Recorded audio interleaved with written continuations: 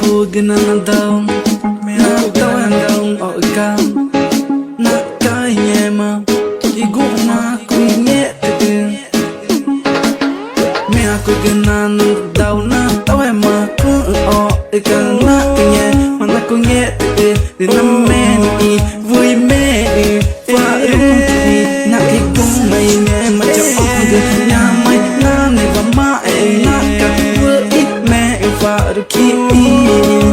Nak igu mai me macam orang cerita macam orang kita me anak ma aku nyet tu nak nak jaga inya mama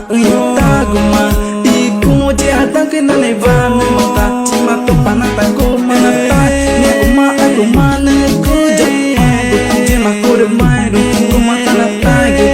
mai don aku tanah jauh nya mau pana ri ina ina meni vui gitu gerita ku mana ta gerita panah aku mana